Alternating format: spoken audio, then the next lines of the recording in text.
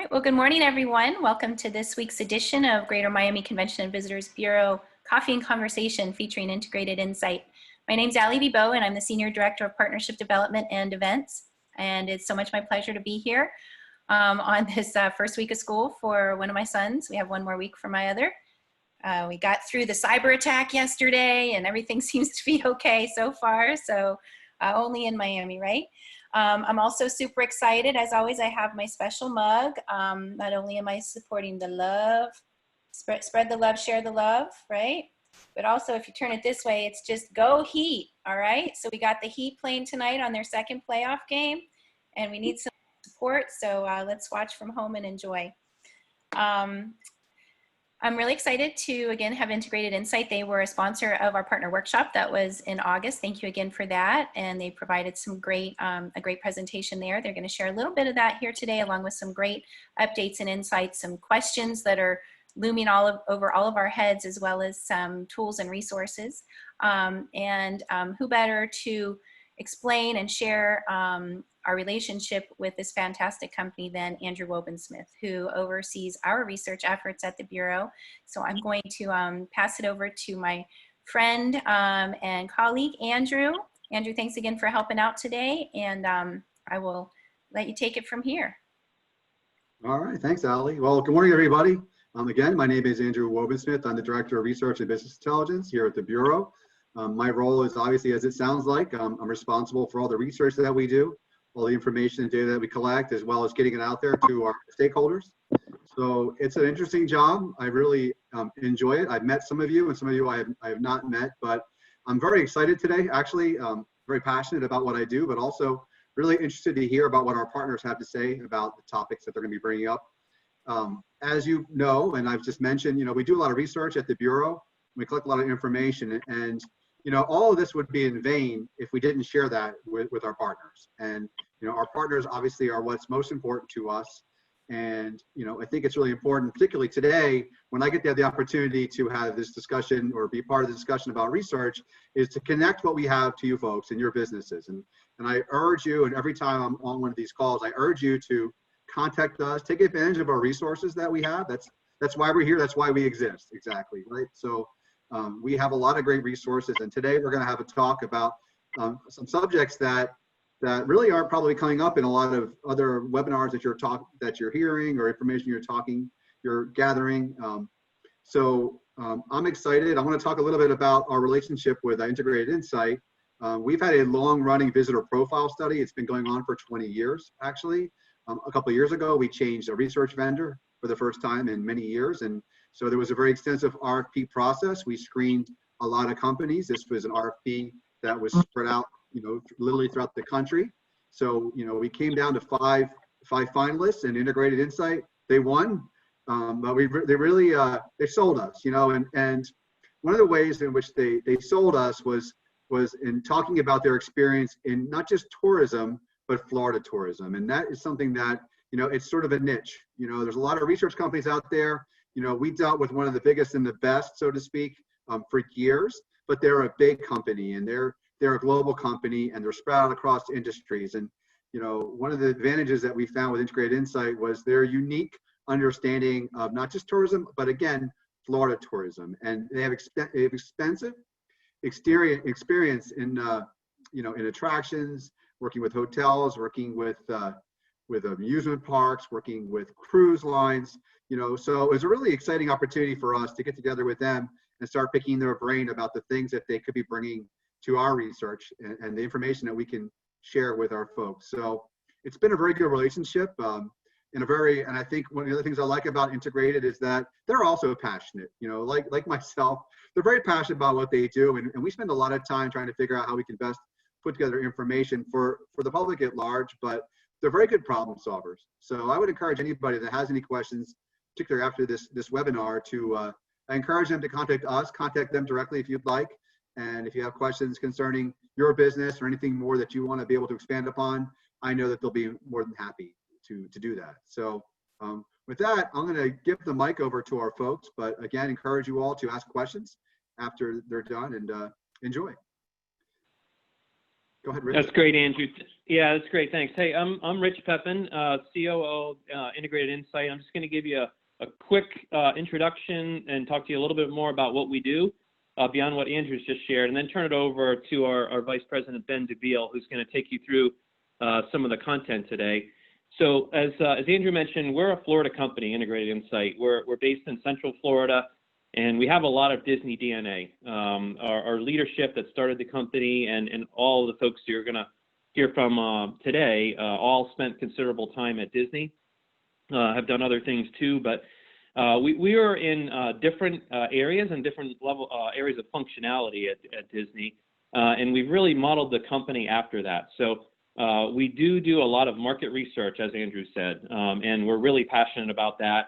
John Page has also joined us today. He's our vice president that leads that practice area.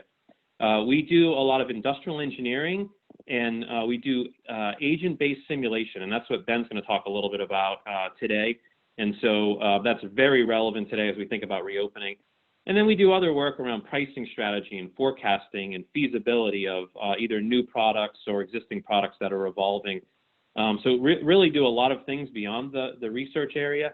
But again, as I mentioned today, we're going to focus more on the industrial engineering, capacity planning, and for those of you that are operating or have a venue or an attraction or lodging or restaurant, we think there's a lot of relevant information we've been able to develop and are still developing for a lot of our clients. So with that, I'm going to turn it over to Ben, and he's going to take it away. Thanks, Rich. All right, so as Rich mentioned, we wanted to show you our agent-based modeling capabilities to show you what's out there and give you a little background on myself. I started in simulation and manufacturing, where if you imagine, I mean, it's pretty point to point. You have widgets that you need to get through the facility to have it get assembled and come out the other end as a finished product. About 15 years ago, Joni, Rich, myself, Scott Sanders, our president, we took that technology and actually brought it to Disney World. We started treating guests as widgets and trying to make them get through the park as fast or as efficiently or as satisfactory as possible. During that time, I very early started research in what was called agent-based modeling, but the technology back then didn't exist to do it at a high level, simulate thousands of guests. It was very early on in the process. I then went to IBM to study artificial intelligence. That actually ended up dovetailing very well with this experience, because now I'm able to understand how to make computers think like people and how to make them function in this environment. So that background gives you the idea of how much effort has gone into programming these individual agents and getting them to navigate the 3D worlds that we create. And even more importantly now with COVID and reopening, we're able to help businesses understand how to safely reopen outside of the seemingly random, I should say, 50% capacity government mandates or whatever you're dealing with. This gives you a very specific view of what you might be dealing with and how you can satisfy your guests and stay profitable. So with that, I'll start with a simulation that we actually completed very recently. And it is that of a smaller attraction that's more of a linear experience. Can you guys see my screen? Great. So just to lay out the process here, it's a linear experience where guests will start at the very beginning of the facility, kind of make their way around this circle here, flow through the middle house and around back and to exit. Each one of these little dots that you see, or sorry, the boxes, are different types of attractors, or we call them points of interest. So you can have just a distractor that will kind of delay them for 15 to 45 seconds. You can have a main attraction that guests will spend between 2 and 5 minutes at. A main attraction for specific demographics. So this is specifically for kids under 12, but we can do any kind of demographics. I got a question from a client the other day, do you simulate intoxicated guests? I thought that was a funny question. We can do that, and we can have them behave differently than those that might have had not too many drinks. Then also you have a photo opportunity here at the end, which can potentially develop a queue or a crowd, and then time-dependent points of interest, which are ones that might catch your attraction in a certain light or at a certain time. They might be completely non-visible at certain points as well. So I'm going to press play, and what you'll notice here is guests flowing in groups. I think that's one of the more important insights we've had, is that the grouping tendencies of guests now is dramatically different. Whereas before, guests would intermingle, maybe separate a little bit, separate to go to the restroom or get food. What we've seen here in the Florida attraction, or the Orlando attraction specifically, is guests tend to stick together. I'd say 90% of the guests that we've observed stay with their groups at all times, versus previously it was probably more towards 50%. So we've had to change our methodologies pretty dramatically as we start to adjust for what's happening out there in the real world. First thing you'll notice as guests kind of come here is they're socially distanced based on these lines in the queue. And that was one of the major deliverables of this particular project, was to help them understand how much queuing they actually needed. So again, very easy question for us to answer. What amount of queuing will you need in the new world? The less easy question to answer is, where will that queuing be needed? I'll show you an example in a couple of minutes where the queuing actually could take place at somewhere where you don't expect it to, and that's really where dangerous situations occur. Right here, we actually have guests that are behaving themselves very well without lines on the ground. I've observed that doesn't happen in real life. If you don't direct guests specifically to where they need to stand, they don't some will socially distance themselves properly, but many won't, and it becomes a dangerous situation very quickly. So as we play out, this is a really quick demo, but what I wanted to show is the guest behavior. You might notice that here, these guests don't seem to be socially distancing themselves. They seem to be a little bit too crowded. But again, this is a linear experience. And what we also did in this project at the very end was help them understand where to place docents or employees to help reduce the crowding that you might see. And you can see each individual guest has their own bubble that they want to keep. And that actually allows them, for the group, to take the amount of space that they might want in total. So the insights here come from the amount of space, and we're able to tell you to a pretty accurate degree how many people you can let in on a 15-minute or 30-minute basis to make sure that the interior space doesn't get too crowded. And again, you need to assume guests are going to behave themselves inside, but we also recommend additional measures like stickers on the ground to allow for passing lanes or standing locations, just to help guests understand where they should be and what they should be doing.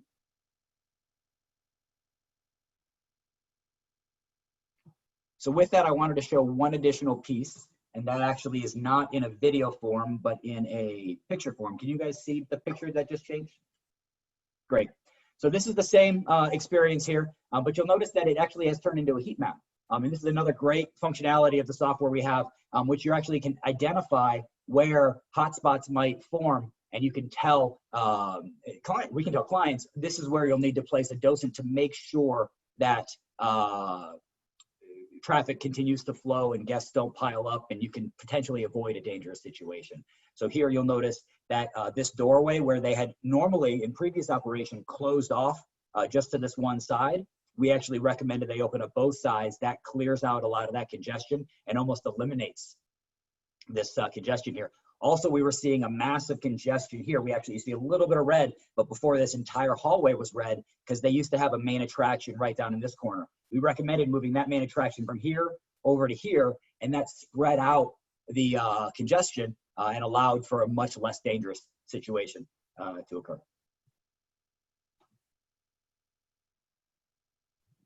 Great. So with that, I will move on to my next demo, which is actually one of the first projects we started working on when the pandemic started to heat up. This is a museum, and you'll notice that there's an elevator here, and there is a fourth floor experience that we were simulating. The reason why we did only the fourth floor is this experience is designed as such where guests need to enter the elevator.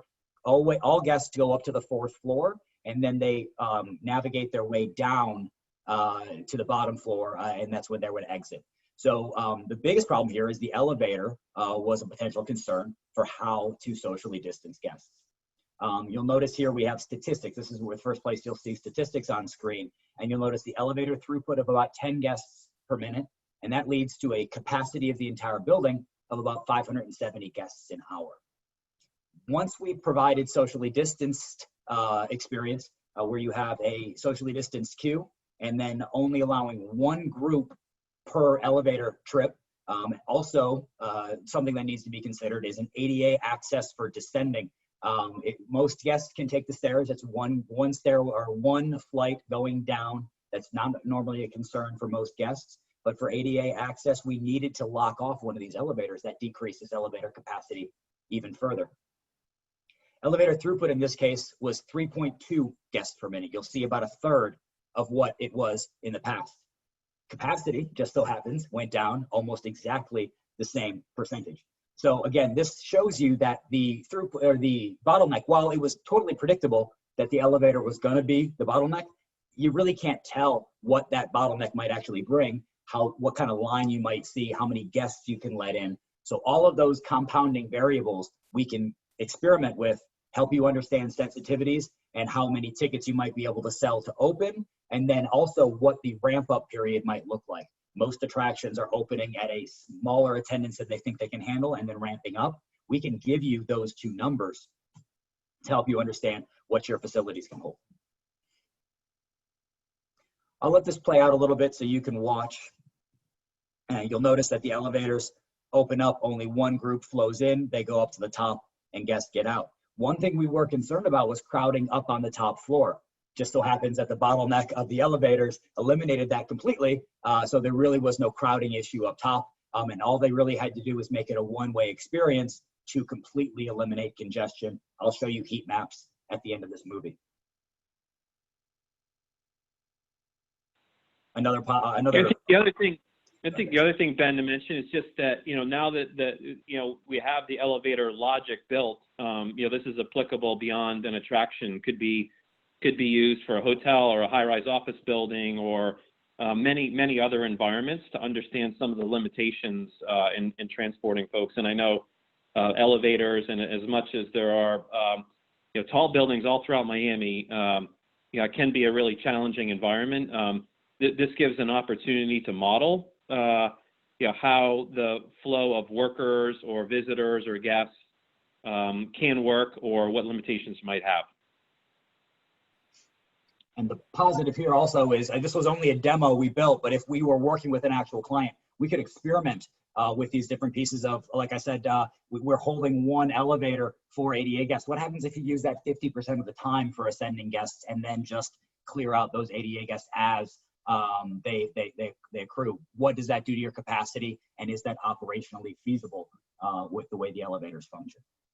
But here is a top floor view, and you'll notice we did make it a one-way flow. A lot of cross traffic in the previous one as guests kind of navigate to the exhibit that they wanted to see, as opposed to going in that circular fashion.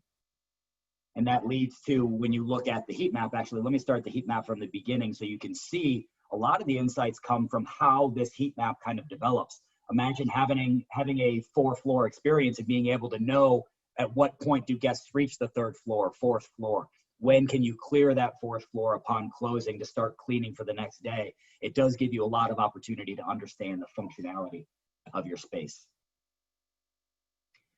But you'll notice here on the turnaround, you have density building up, congestion building up, and that is where those unsafe environments tend to hit. And the one-way flow around, there's absolutely no concern. Part of that's because of the limited capacity, but also because of the fact that we've made it a one-way flow, and guests are required to only go one way. So Ben, there's an interesting question on that's come through on the chat, and it's about the large number of festivals, events, and the nightlife in Miami. So I think there's a question, for potentially for more open spaces or other kind of venues. How can this tool be used? We're showing sort of very specific venues, and I think one of the benefits of these tools is we can draw the very specific, to scale, design of venues or attractions. But maybe let's just talk about kind of a more open space and how this can be utilized. Yeah, this is a really good question. And so what I'll say is the bigger your space gets, the harder it gets to identify where guests are going to congregate. You know probably where events are happening and people are going to want to go to, but it's the fringe areas that are potentially going to be the concern. And actually, I have an example of something that pretty exactly illustrates that point. So if we look at our stadium demo, and this is a demo that we've been creating. We're working on this technology right now, and we're talking with many professional sports franchises to try to help them reopen safely and figure out what their capacities might be. But what I'm talking about with the fringe aspects is everybody right now, I think, what I've seen on LinkedIn is focused on how do you properly space people when they're seating. In my experience, the easiest guest to deal with is that is stationary. You know exactly where they're going to be. It really isn't going to be a problem. It really is more about spacing and making sure that when they're moving, they're going to remain safe and you can provide them with a safe environment.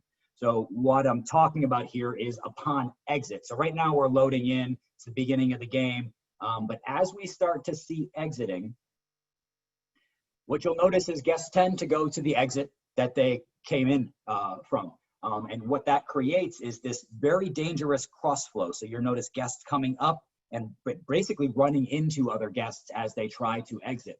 So the idea that you could maybe put stanchions here and direct them to the proper one to prevent some of that flow, maybe put merging lanes in to allow for guests who are trying to get to an exit to go on the outside exterior so they don't run into guests exiting the individual aisleways. So this is really, when simulating open spaces, this technology allows you to understand where guests are going to start colliding and then potentially divert them to make it a safer environment. One example I've seen in practice is actually in Magic Kingdom, where back by Haunted Mansion, if you've ever been there, there is always, I mean, even pre-COVID, there was crowding concerns in that thinnest and one of the most demanded parts of the park. Now, during COVID, I've seen pictures from my brother-in-law of a very dangerous situation. For some reason, they got rid of that one-way flow that they sometimes put in because they assumed it wasn't going to be a problem. Well, it's still a problem when everybody reaches that rear of the park and people are trying to navigate across each other. It turned into a dangerous situation, and then they have reinstated the one-way flow. So again, you can make assumptions, but this helps you not have to make assumptions and see where those issues might arise. And on a side note for the stadium demo, I didn't want to put a public service announcement out there. If anybody knows any contacts at the Miami Dolphins, I would absolutely love to provide some free services of going down there and observing and seeing bottlenecks, giving them suggestions on how to safely operate. I'm sure they're handling what they need to. I just would love to be a fly on the wall and try to validate some of these models we're building in COVID times. Great. So the next on my list is restaurants. So I know a lot of you are restaurateurs, and we've tried to help with, I think we've taken two approaches here. And if you look at our LinkedIn, we have a lot of blogs from our generalist industrial engineering team where they're using industrial engineering concepts. So again, IE is based in manufacturing. So trying to look at guests as widgets, look at food as widgets, and get them through as efficiently as possible. And now the agent-based simulation allows you to put that spatial recognition in there to help understand if you have any dangerous situations. So this is a model we did early on as we were still developing our socially distanced queue and trying to figure out how to operate these types of environments. The main takeaway here is the lobby wait area versus outdoor waiting or covered outdoor waiting if it's getting into winter time. But the idea here is you'll notice the lobby here is completely safe. You only have guests waiting in this area if they're waiting for a table of appropriate size or they're waiting for somebody to take them back there, versus in the previous scenario where you kind of took their name at the desk and then allowed them to wait either inside or outside, whatever they felt. This lobby scenario gets very dangerous at times. And I think we saw guests per square feet of about 20 square feet per guests. In the dangerous scenario, we would call it. And that is right around the area where you actually couldn't navigate the space if you wanted to walk through the lobby. So that was the peak congestion we saw in the unconstrained scenario. And then in the socially distanced queue scenario, even if you don't have that long of a queue, now guests have 116 square feet per guest in the lobby on average, based on them waiting for a table or waiting for a server. And that 116 square feet per guest is perfectly acceptable, very comfortable, and would allow navigation of guests to get through. So again, it's really trying to understand not only the entry, but also now spacing in the table. Will you be able to walk through it? There's a lot of insights that can be gained from not only agent-based simulation, but like I said, just general industrial engineering principles that we have blogs. If you're interested in insights from those, go ahead and check out our LinkedIn.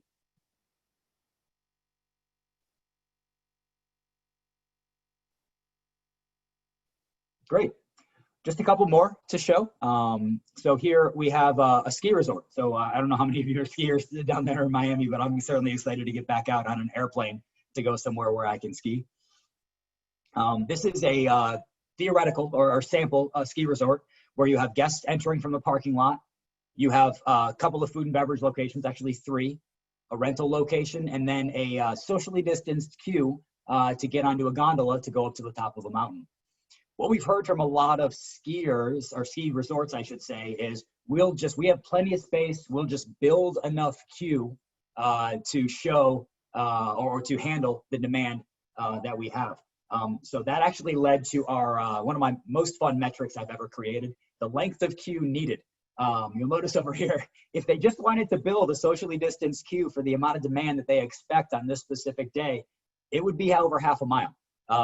Now, finding the space for over half a mile of 4 or 5 foot wide, 8 feet between each line that you draw in the snow, and just straight drawing lines in the snow doesn't seem like it's going to work out very well for them.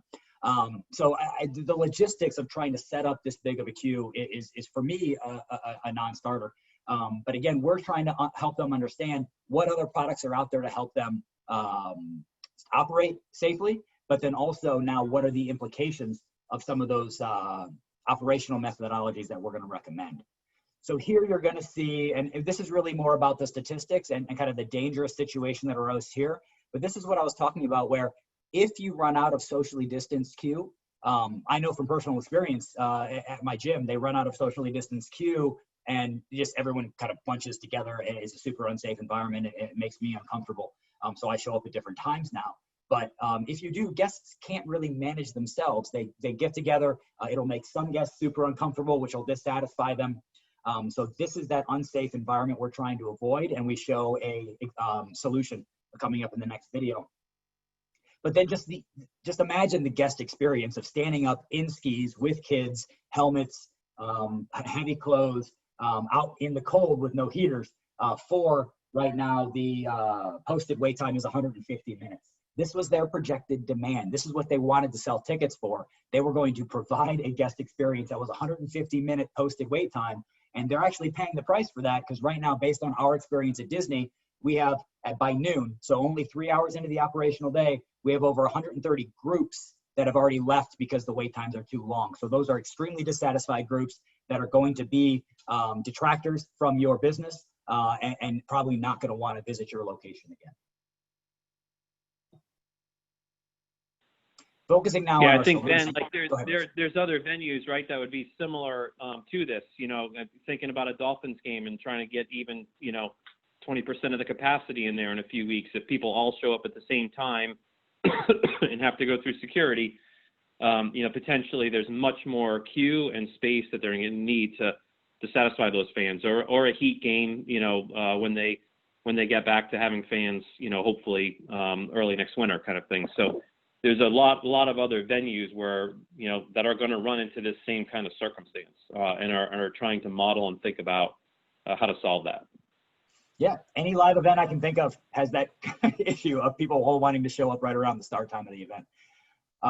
So this now presents our solution to that problem, and that would be both time ticketing and a virtual queuing system. So I think in the event of a stadium arrival pattern, you might not need time ticketing per se. You can just have virtual queuing where you allow guests to get in line at a certain time based on when they showed up into the general half-mile area or parking lot or whatever it might be. So here you'll notice a lot of guests waiting in the parking lot because they're kind of early for their time ticket. They're actually not able to flow into the resort yet. But then all of these guests over here are actually now in the virtual queue. So this is at peak period, 11:48, and there are 228 guests in the virtual queue. Obviously not that much better of an experience if you're waiting in a virtual queue versus a stand-up queue, but it really truly is a better experience. You have the ability to go to, and let me just unzoom in for a second. The food and beverage locations you can see are full. This has a capacity of 45 guests here. This has a capacity of 50 guests. Or sorry, groups, I should say. 45 groups and 50 groups. These two facilities are full because guests want a place that's heated to go sit down and maybe buy a hot chocolate or another meal. That is, again, going to increase your per caps. However, these groups, they're kind of socially distancing themselves. They are just standing around out in the cold. So this now goes to the iterative properties of our simulations. And now we can say, okay, well, should we do a pop-up hot chocolate stand? Should we do a pop-up hot dog stand? Should we provide picnic tables? Do we have enough space to provide picnic tables for guests to sit down and kind of rest while they're waiting for their queue space to get? And then what does the experience intra the buffer queue look like? So you have the amount of weight that they have in that buffer queue, how many guests you need to call up there to make sure you don't starve the gondola system, or in the event space, the stadium entry, the security system. And then also now looking at the number of groups leaving. At the same period of time, we only had 29 groups that left because of a very long, the posted wait time for the virtual queue is 130 minutes. But only 30 have left because, as we observed at Disney, a virtual queue is much easier to stomach than a standby queue. And the opportunity, I cannot preach enough, the opportunity here you have for additional per cap for guests when they have nothing to do, they usually tend to want to go and buy something. I think, Ben, you mentioned a couple of things here, you know, as you think about the larger venues in Miami. We mentioned the sports arenas, but the convention center, you know, some of the principles that we're seeing out there, and, you know, it's probably things that would have come to the world, but are probably being accelerated right now. So whether that's a timed ticket or timed time when you can come to the venue, whether it's this virtual wait or virtual time, those kinds of things I think are going to be you know, more available and seen more often in a lot more venues. And even back to the earlier question around a large festival that's in a gated venue, or even a non-gated venue that has security or some mechanism to get in. You know, I think some of these principles are going to be required to provide a safe environment and to get those festivals going again. You know, it won't be able to operate as they had been, unfortunately. It's just going to be part of our new world. Agreed. So Ben, there was another question or two that came in. We try to field these as we go. So one of them was just timeline for a new project, and there was a question maybe about school, I guess, and maybe school as a venue. But we could talk a little bit about just new projects, and there's a lot of, I guess, variables that go into that in terms of how similar they are to other projects and venues that we've done. But maybe you could talk about both of those, Ben, real quick. Yeah, of course. And it's funny, the second question with schools, my next demo I'm going to show is the Windermere High School lunch distribution. So dovetails pretty well there. But so talking about the timeline of a project, it really depends on how big the scope is. And that's actually something we always bring up when first meeting with the client, is if you want to break off, if you have an area of your operation you're very concerned about, we can always break off that chunk, investigate, and try to estimate the inputs. So let's say it's a potential area that you know always got crowded previously, so you want to just take a look at that. That's going to actually be a really easy process to simulate, and therefore it would make it much shorter and more affordable versus an entire stadium. This is really, I mean, the biggest problem with a stadium is a lot of the inputs into the areas are potentially variable and have a hard time estimating. So if your facility allows us to break it up into chunks and only look at the high level or the high concern areas, the project can be very quick, maybe 2 to 4 weeks. from start to finish. If it's a larger project like a stadium, you're probably looking at the 2 to 3 months process, but that really depends on what exactly it is, as Rich said. If it's a ski resort, we just so happen to have a demo ski resort that we can plug your concerns into. If it's a attraction where it's a linear focus, or even a non-linear, we have a lot of clients we work with where it's an art museum type feel where you are a guest is distracted by something and they don't flow in a linear fashion. They flow more in a random fashion, and that's based on probabilities that we would work with operators to determine. So those bigger, like imagine an entire stadium or a theme park would be 2 to 3 months. A smaller area, maybe a small chunk, or that the attraction you saw at the very beginning. Let me put the movie back on the screen. The time frame on this was probably 3 to 5 weeks from start to finish. That is including data collection, meetings with operators, coding, and then the building of the final report. Now, the cool thing is the insights actually tend to come about halfway through the project. As we're showing clients what's happening in these movies, they'll actually point out, hey, guests seem to be congested right here. Let's try to move it halfway through. Let's try to move that attractor right now and see how it clears up the congestion. I'd say half of my projects at least have insights that are gained at least halfway or earlier into the project, and the scope completely changes for the project as we go down that road, and we help them start to redesign things as opposed to just go based on what they originally thought would happen. And then for looking at a school as a venue, I think a stadium is an okay example, but I think the main thing to consider here is the grouping functionality. I know that at my children's school, they're not allowed to interact with any other classes other than their own. So considering them as a group or a family, and then having them navigate the school and the timing aspects. I was always frustrated with, especially high schools, when there was a higher demand and teachers had to share rooms. I've offered my services for free to our local high school to help them schedule optimization, or optimize, I should say, their scheduling of shared spaces to make sure that there's not as much cross traffic or congestion. And this was pre-COVID.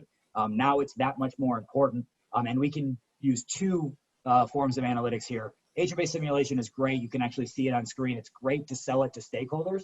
But in that case, it's actually just a straight optimization, which is creating a math equation to make sure that you maximize the potential or the utilization of the spaces while constraining it to remain safe. And as I said, that dovetails into my last movie I wanted to show, which is one that I did just on the weekend as I was really sick of waiting in this long car line to pick up my kids' school lunches. So as an industrial engineer, I'm constantly seeing inefficiencies in the world. And one inefficiency is a stacked fulfillment. So the process here was we would drive up, order the school lunch, and then there would be 2 pickups. You would have the choice of one of 2, and they would tell you go to number 1 or go to number 2. Whenever I see this process, it's always going to be more efficient to put one of these pickups on the other side of the street. And it just so happens they had somebody standing right here that would actually communicate to you what pickup location you needed to go to. So they had 4 employees working. It was very easy to double the number of order tents over here. You put another order tent on the other side, you put the other fulfillment tent on the other side, and now you have almost double the capacity of this previous example. Okay, tell me the title. Sorry, Patricia, can you go on mute? Thank you. So as you can see the cars, and I think the main takeaway here is we can actually take these agents and put them into cars, buses, any type of trains, any type of transportation that you want to see. We can have them not only be populated by guests, but also be navigated by guests. So these guests here are pulling up as if they were agents with a fully formed sense of not only the rules of the road, but also behaviors that might not match the rules of the road. So some of these guests will go rogue, go around and misbehave themselves, so you can understand what happens when rules are broken or people don't behave or accidents happen. You can code all of that in to understand any congestion you might see, especially for larger events as we discussed. How do you handle parking and how do you try to avoid causing congestions on public roads?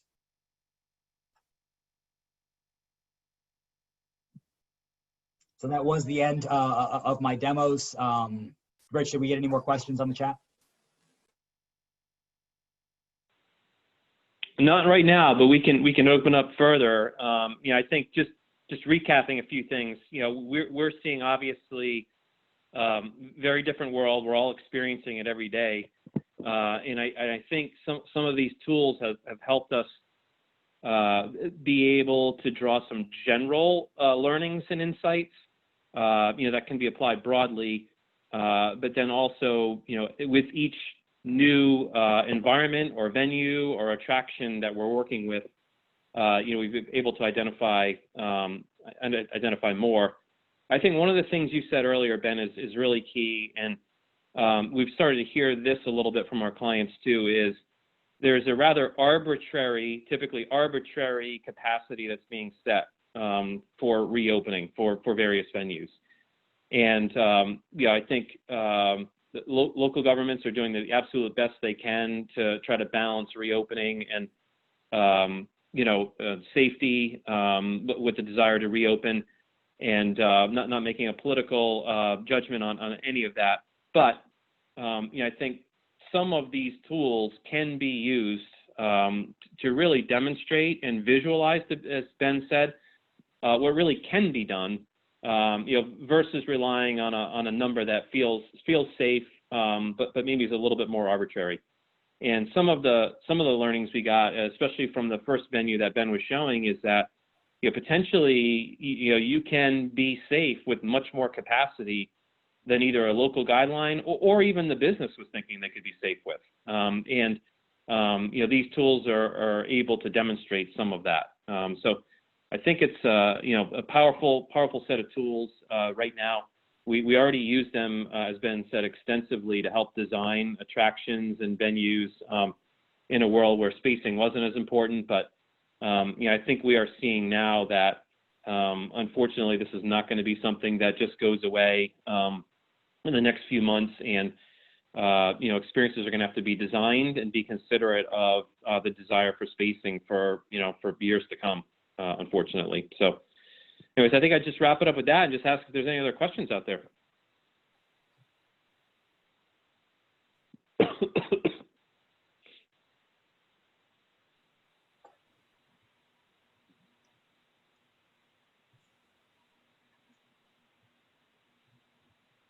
If not, we can wrap it up. I think, yeah,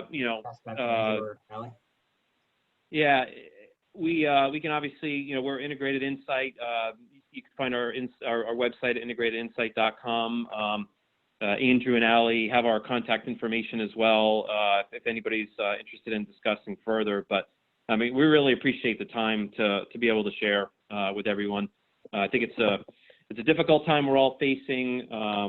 We have, I think, a unique set of tools where we've been helping a lot of our friends and partners, try to do the right thing, but also try to get open as quickly as possible. So hope you enjoyed it, and we're glad to share, and hope we can help you out, continue to help you out in the future. Clearly, we will continue to help Andrew on the research side, but wanted to share this other set of techniques that we also use as a company. But thank you. Rich, Ben, I wanted to thank you on behalf of the Greater Miami Convention Bureau. That is really very impressive, all this information you shared, and certainly very useful, and in many cases essential to operating businesses. Thank you also for your sponsorship of the workshop. We really appreciated that as well. Andrew, is there anything else you'd like to share with the group?